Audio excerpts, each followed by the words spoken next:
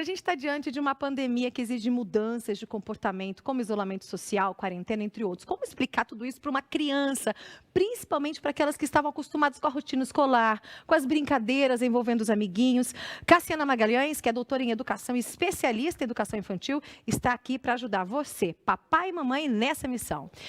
Prazer recebê-la aqui, muito bom dia. Na verdade, esse lance da dança já foi um belo de um divertimento e entretenimento, né? Bom dia, isso mesmo que eu ia falar. Vocês já deram aí uma super dica, né? Os pais, as mães, as famílias todas já podem dançar aí um pouquinho com as crianças, aproveitar esse momento que vocês proporcionaram.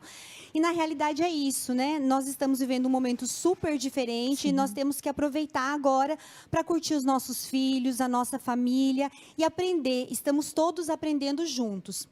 Então, pais, mães, não tenham medo, né? Não tenham medo porque é novo para nós. É para todo mundo, É para né? todo mundo. E a gente precisa compartilhar com as crianças esse momento.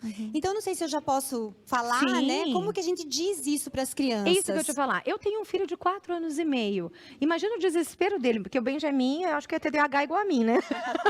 Para ficar em casa, para ficar, né? É difícil, assim, fica aqui. Não dá, a gente tem que ter. E como falar sobre essa questão? Ele faz oração e fala assim, Cassiana, Deus, obrigado pela comida e que esse coronavírus acabe logo, amém. Isso, eles querem. As crianças estão desesperadas, porque eles querem, porque nós, adultos, ainda vamos, pelo menos ao supermercado, né? Nós ainda vamos a alguns lugares. E as crianças, não vão, exatamente. As crianças nem no espaço do prédio elas podem frequentar, as crianças não estão indo a lugares, né? Então, o que a gente pode fazer para amenizar isso?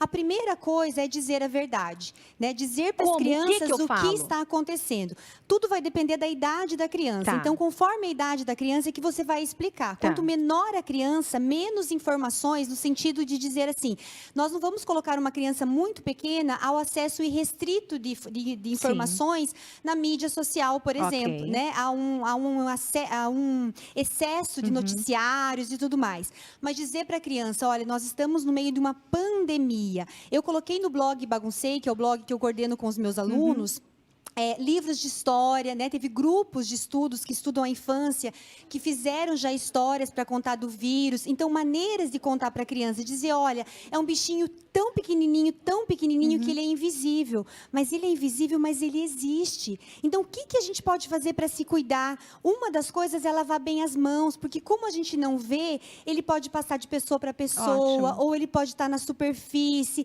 E aí, quando a gente fala isso para a criança, o que a gente está dizendo? A gente está dizendo, olha, você é responsável também para ajudar que esse vírus não se propague. E aí a criança vai entendendo por que ela fica em casa sem ver a avó, sem ver o vô, sem encontrar a professora, sem encontrar os amigos queridos que ela tanto gosta. Sem poder abraçar, né? Exatamente. Porque quanto mais nós ficarmos em casa agora, mais rápido nós voltaremos para o convívio social e mais rápido nós voltaremos para a escola. Então, essa fala é importante para as crianças. E as famílias precisam acalentar um pouquinho o coração, no sentido de ter paciência, de achar que não vai resolver tudo, da mãe achar que ela não vai ter atividades e coisas maravilhosas para fazer o tempo todo com as crianças. Eu tenho percebido, Sara, o seguinte, a mãe, ela acha que ela tem que dar conta de tudo. Só que a mãe, ela também está cuidando da casa, ela também está cuidando dos outros filhos, ela também está com o trabalho dela em casa. Acabou que ficou ainda mais pesado para nós pais, né? Exatamente. Muita gente em home office, ainda cuidando das coisas de casa, porque dispensou faxineira. Exatamente. Ou não, e ainda tendo que cuidar da educação dos filhos. Exato. E nós não fomos preparados para cuidar da educação dos nossos filhos no sentido formal da educação escolarizada. Né? Mesmo nós, professores da universidade, eu tenho um filho de 16 anos. Eu não estou preparada para trabalhar os conteúdos escolares do ensino médio Nem com o meu filho. lembro mais da disciplina de matemática, pelo amor de Deus. Exatamente. Como que eu vou trabalhar? Então, eu tenho que reconhecer o trabalho dos professores do meu filho, né? Mas eu não tenho condições adequadas de transmitir os conteúdos do ensino médio para ele, porque não é a minha área de atuação. Então, o que a gente tem que fazer? A gente tem que ter calma nesse momento. Sim. As crianças estão perdendo, é claro que as crianças estão perdendo, mas todos nós estamos perdendo porque nós temos algo maior nesse momento momento para preservar, que é a nossa vida.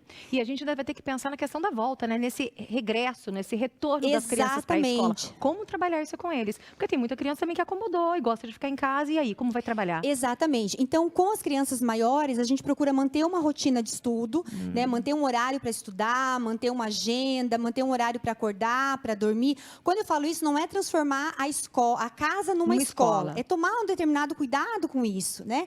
Porque também alguns pais querem ser tão rígidos nisso, mas a gente está vivendo um momento muito diferente. E esse medo que nós adultos sentimos, as crianças também sentem. Então, sentar com as crianças e conversar, é importante falar sobre isso. E quando os pais nos perguntam assim, mas o que eu faço com as crianças em casa? Então, em vez de você ficar tão preocupado com atividades pedagógicas, que às vezes você não dá conta, será que você está envolvendo os seus filhos nas tarefas domésticas? Será que você está ensinando para os seus filhos o valor da vida? Será que você está aproveitando esse momento para retomar suas histórias de vida, de quando você era criança? Né? Então, assim, se preocupem com outras coisas. Não fiquem tão preocupados. É difícil para mim, enquanto pedagoga, falar disso. Mas né? É verdade, né? Pesquisador em educação, de repente, ter que falar uma coisa dessa. É caro, né? Mas, assim, o que eu estou tentando nesse momento, como eu estou dizendo assim, eu não sei para quem que eu estou falando, não sei quem que está nos ouvindo, mas dizer para as famílias, nós vamos recuperar o conteúdo pedagógico. Os professores vão fazer isso. Eu não estou dizendo que não haverão perdas. Sim. Lógico que haverão perdas. Mas haverão ganhos também, né? Haverão muitos ganhos, né? Nós todos estamos aprendendo com isso. E assim, o Conselho Nacional tem se movimentado, né? Ainda que lentamente, pensando na flexibilização da carga horária. E até questionamento da educação online para a educação infantil, que depois a gente vai conversar sobre isso. Exatamente. Pode, você volta para falar sobre isso? Eu volto para falar sobre isso porque, assim, EAD, educação à distância para as crianças pequenas, é um assunto muito grave e que precisa ser aprofundado e conversado.